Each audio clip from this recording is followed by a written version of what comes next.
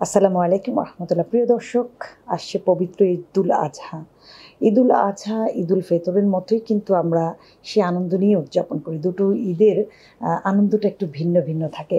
ঈদুল আজহার আনন্দটা হলো সেখানে আমাদের কোরবানি করতে হয়, অর্থাৎ ত্যাগের মহিমায় আমরা তখন উদ্ভাসিত হই।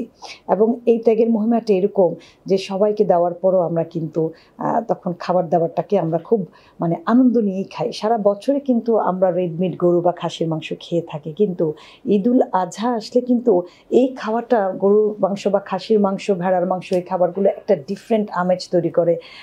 অর্থাৎ এটা নিজে আমরা পশু কিনতে যাই, কেনার পরে সেটা নিজের সামনে জবাই হয়, একেবারে ফ্রেশ খাবারটাকে নিজেদের সামনে কিন্তু চলে আসে এবং এই খাবারটা সবাই কিন্তু উদযাপন করতে চায়, যে অর্থাৎ আনন্দ নিয়ে খেতে চায়। তাই যারা সুস্থ শরীরে আছেন তাদের জন্য আসলে সেফ, তারা তাদের মতো করে খেতে পারছেন, কিন্তু অনেক অসুস্থ মানুষ আছেন যারা ডায়াবেটিক, উচ্চ রক্তচাপ এবং বিভিন্ন ধরনের রোগে আক্রান্ত আছেন, তাদের জন্য রেড মিট কতটুকু সেফ এই বিষয়টা আমাদেরকে জানতে হবে। এই বিষয় নিয়ে অনেকে অনেক প্রশ্ন করেছেন যে গরুর মাংসটা কি আসলে কতটুকু পরিমাণে খেলে সবার জন্য আসলে সেফ থাকে, এই বিষয়টা আমরা অনেকে জানি না। না জানার কারণে নানা রকম জটিলতা তৈরি হয়। অর্থাৎ ঈদের আনন্দ করতে গিয়ে যেন আমরা অসুস্থ না হয়ে পড়ি, সেই বিষয়টাকে খেয়াল করতে হবে। রেড মিট নিয়ে অনেক বেশি বিতর্ক আছে। ম্যাক্সিমাম ক্ষেত্রেই আমরা অনেক বেশি এখন নেগেটিভিটি শুনে থাকি। এটার একটা কারণ হলো যে আসলে আমাদের দেশে একটু খেয়াল করে দেখেন, প্রত্যেকটা অঞ্চলে গরুর মাংস খুব জনপ্রিয় একটি খাবার এবং এ দিয়ে তৈরি অসংখ্য অসংখ্য রেসিপি আছে, যেটি মানুষ নানাভাবে তৈরি করে এটিকে খেতে পারে। নর্মাল বাংলা স্টাইলের কুকিং ছাড়াও কিন্তু কাবাব করে খাওয়া, সালাদ করে খাওয়া, চাইনিজ স্টাইলে করে খাওয়া, এত ভ্যারাইটির রেসিপি থাকে যে ম্যাক্সিমাম মানুষই কিন্তু এটিকে পছন্দ করে।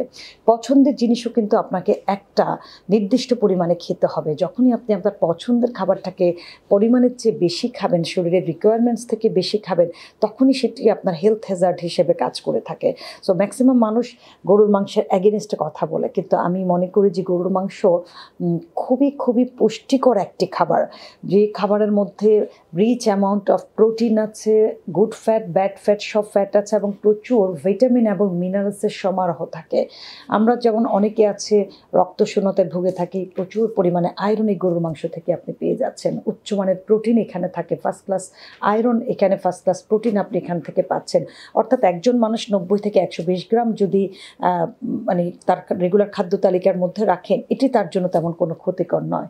যারা অসুস্থ, kidney disease, hypertension, diabetics, cancer, বিভিন্ন ধরনের নানা জটিল রোগের মধ্যে ভুগছেন, তাদের জন্য লিমিট করে নিয়ে আসতে হবে। তারা চাইলেই অনেক বেশি পরিমাণে খাবেন না। তবে যারা এখনো সুস্থ আছেন তাদেরকেও বলবো যে পরিমাণেরটাকে কমিয়ে আপনি এটাকে রেগুলার যদি উদযাপন করতে চান, প্রতিদিন একবেলা করে আপনার খাদ্য তালিকায় রাখেন, কুকিং প্রসেসটাকে চেঞ্জ করে রাখেন।